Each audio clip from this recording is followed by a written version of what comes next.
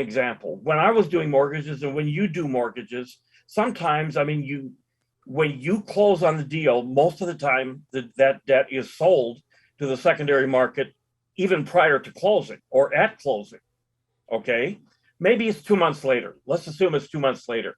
You as the consumer get a notice in the mail that says this debt from our company is now being sold to Wells Fargo, US Bank, whatever bank it is, Bank of America. You will be paying them from now on. Okay.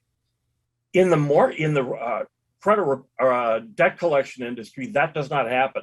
All of a sudden, meaning you don't get a letter from the creditor saying it's been sold or now it's being serviced by a third party. They don't tell you that. You just get a call on the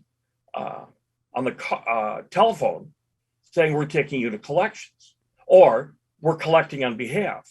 Now, when they do that educationally now, I want you to know, I don't know when you had that conversation, but they have to send you what they call a done letter. And on that done letter describes all of the information that's required, who they're collecting on behalf of, whether they own the debt or are assigned the debt, the money, the interest, and so forth. And then right in the middle, in prominent lettering, it says, if you disagree with it, you've got a right to challenge this. And it says it right there. So what do? Most people say, throw it away. No, I challenge them. Everyone. Here's the thing.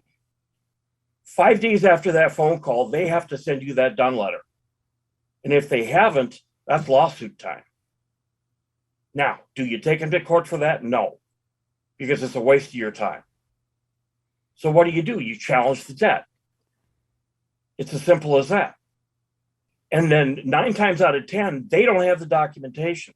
People don't understand how debt is bought and sold in that industry. And before, when you quoted 30 cents on the dollar, no, the average at the beginning when they make their most money is 4 cents on the dollar.